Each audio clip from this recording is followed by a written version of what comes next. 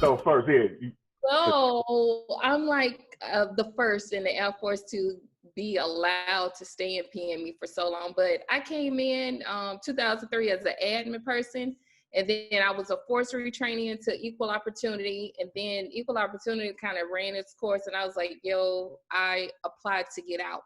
So after they wouldn't allow me to separate at Yokota, that's why I remember seeing Sergeant Carricker, and I saw the ALS commandant, and I got hired right before it went to DSD, and I had an LOR. So I told the commandant, I was like, Wow. hey, he saw me at a Right Star briefing doing EO, and he was like, has anybody ever told you about instructing? And I was like, who, me? I don't think I fit what you were looking for.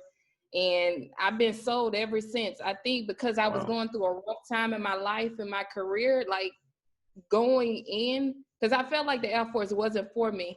But learning PME and learning the way that we're supposed to do things, I ain't gonna lie, I got sold. And it's almost like I developed this mechanism to, like, not that I'm invisible, but I'm like, who gonna check me, boo? Because this is what we teach. And I'm like, I'm sold on what we teach. It's all a matter of getting other people to believe in what we do in order for them to see everybody is not, you know, their unique AFSC in the Air Force. So I was Carricker was in my, like, my shadow flight, my observing flight. And then I had the opportunity, after I got done being an ALS instructor, I went down to the instructor school, and I was an instructor there for maybe a year. And then I made senior, then they made me the commandant.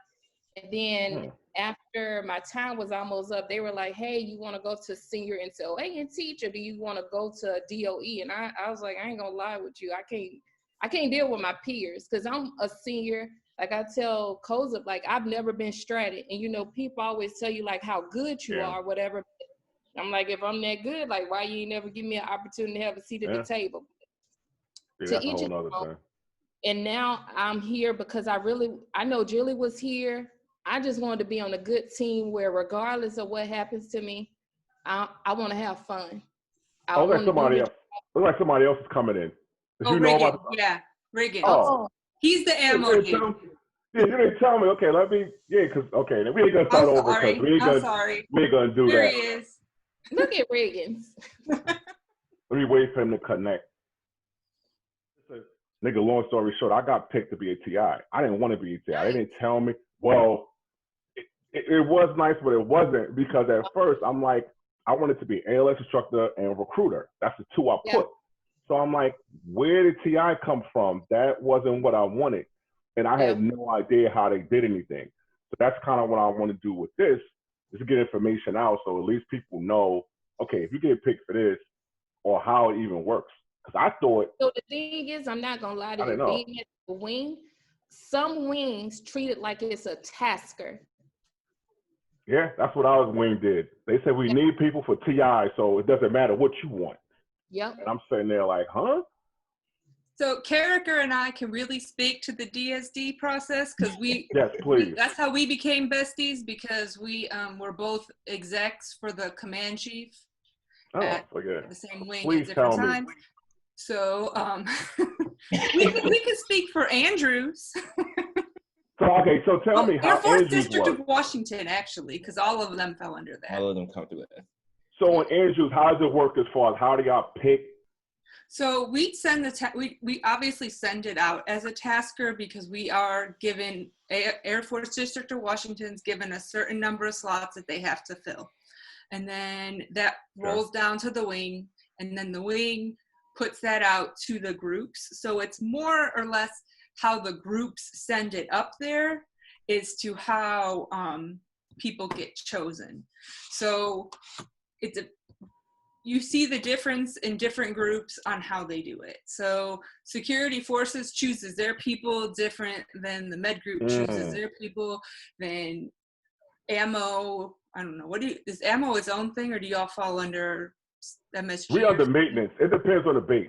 So we're under maintenance. Some people have their own squadron where if you're a big base like Osan, they have a maintenance munitions squadron. Yeah. I'm AMC, so it's small, so I'm with maintenance. Is there a school for you guys for ALS, the ALS instructor thing? Because that's kind of what I wanted to do, but I didn't know how that works. So you had to go to school or weigh anything like that? The school to be an instructor, you have to have served as an instructor first to be. I got you. 24 months, but they'll waive it if you have 12 months, depending on how good you are. Oh, so y'all decide on, so somebody gets DSD and they have a position available. Do y'all say, all right, this person, I want him to be ALS instructor and this person NCO instructor? How do you decide which one they're going to be? Like how do y'all, well, I don't know who picks it, but how do they decide which one? Requirements. So even though we mess up, well, I'll say DSD team messes up when it comes to pairing.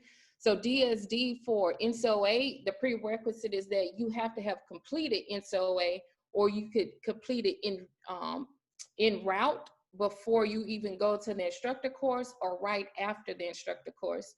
But more during COVID, the changes that have came down is that you need to complete the course that you're going to teach before you go to that school.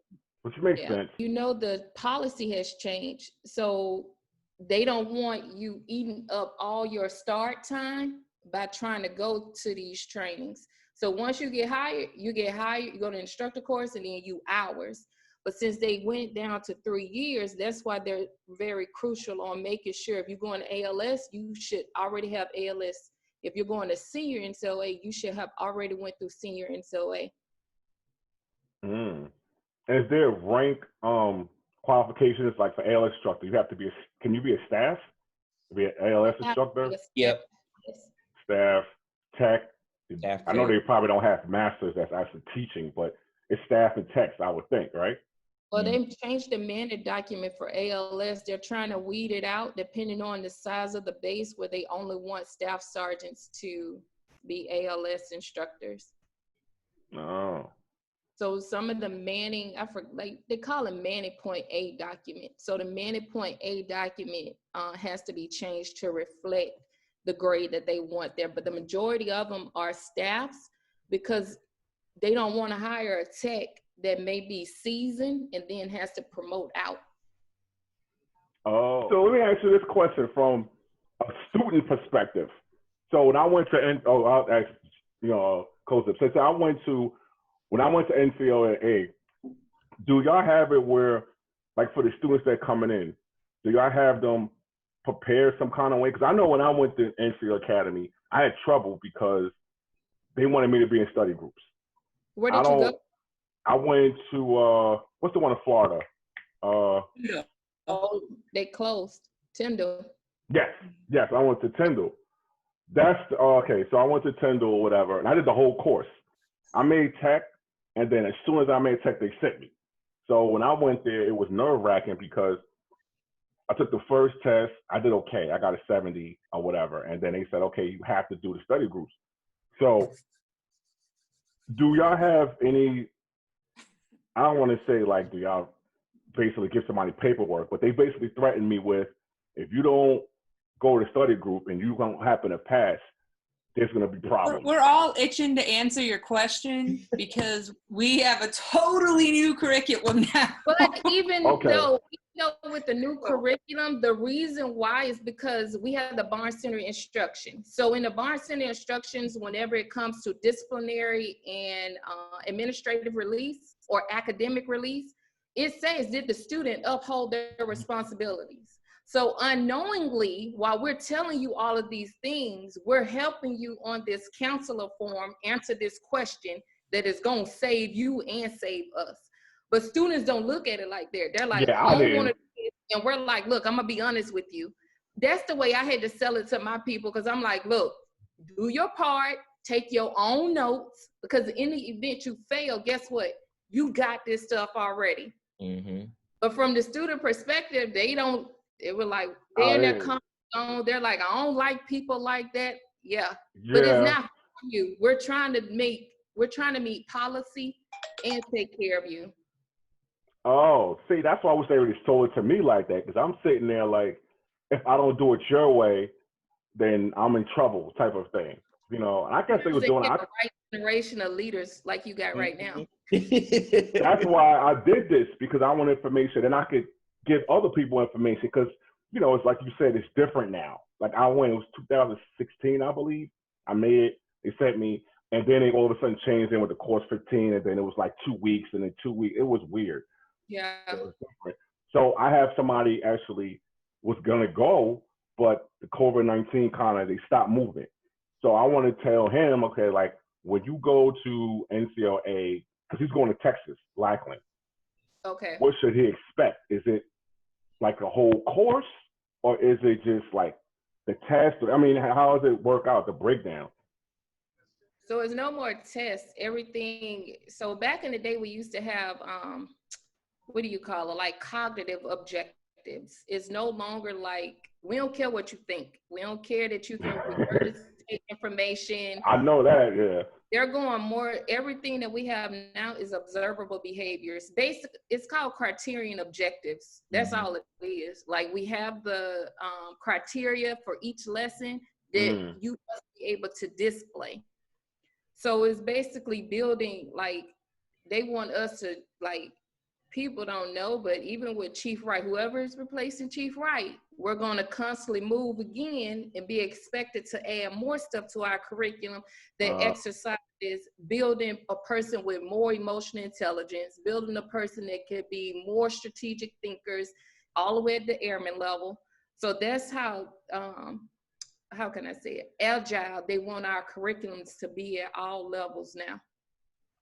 So I guess the best way to say it is, before NCOA used to teach you like, and ALS would be like, here's how you write this. This is how you answer this question. This is how you do that.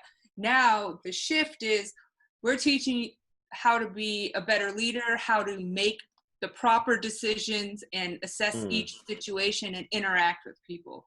We don't so much teach, here's how you do it, and this is how you do it, because they also found, like with ALS, they would teach people how to write an EPR, and every time you go back to your unit, the first thing they said, oh yeah, they teach you to write a bullet this way, but that's not how we do it anymore. Yeah, that's how it was with me too. Go back into the priorities of the Air Force. So remember when General Goldfein came down and said, look, I need you to own your squadrons.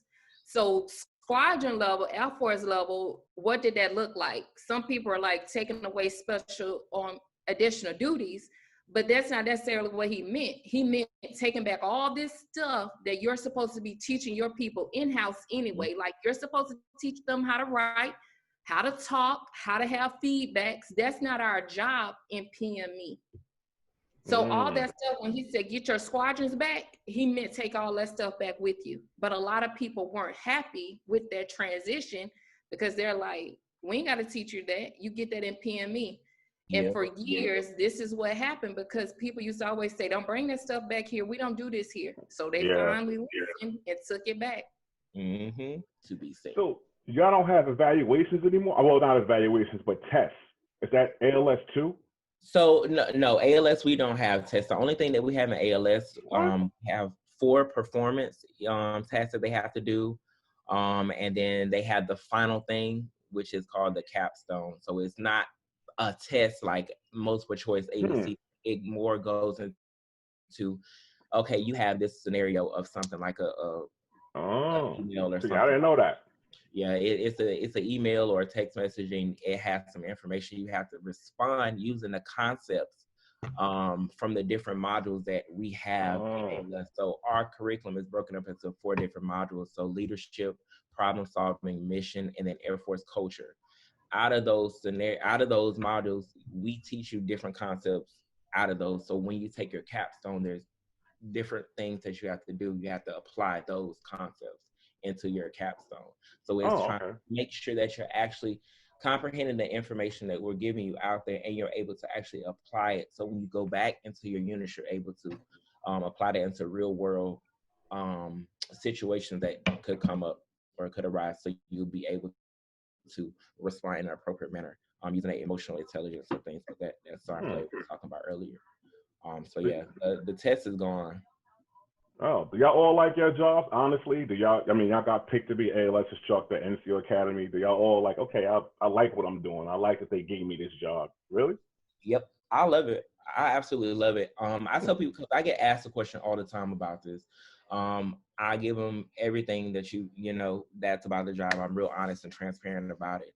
I said the biggest thing about the job. I mean, it could be with anything, but the biggest thing with being in PME in a small career field like these, it's hard to promote. That's the Yeah, it's probably competitive. It's super hard to promote. Even when you're testing, because I've tested twice since I've been in PME for tech, and I haven't made it, and I'm missing it by like super small single digit numbers. And so, listen, he's just had this ALS position to pad his resume so he can commission and stop playing. So I want Riggins to talk on this a little bit because he comes from your world. Yeah, from ammo. Yeah, you can speak on. I mean, because he's an NCO instructor, right? Yes. So he lived your life, so he can kind of. So how do you like it? I know it's different from ammo world. So how do you like your job being a NCO Academy? Sergeant Player, we're gonna need you to hang up and come back. I'm glad that he admitted that it's different. And Riggins, for the life of me, Riggins I was like, I know it's a whole different world. Ammo, ammo is a trick. I mean, it's fine for me. I enjoy myself. I don't know if right now it looks like we're freezing up. But yeah, it's different, but it's not so much. Only real difference now is the rank, because one of the things I've noticed is whether it's a brand new airman from tech school or CM or a staff sergeant or tech sergeant in NCOA class, they all act like senior airmen when you get them together. But it's fun. Yeah. I would say the real big difference, I would definitely say, is you're used to in a maintenance career field in which the impact that you have on a mission is like super immediate. Like I'm a PGM guy by trade, so repairing on missiles and stuff like that, I can see that immediate like impact. As compared to, all right, I got this tech sergeant from Little Rock Air Reserve Base, and I'm trying to talk to him about individualized consideration. I don't get to see that immediate impact. You know, those are things that come on down that line.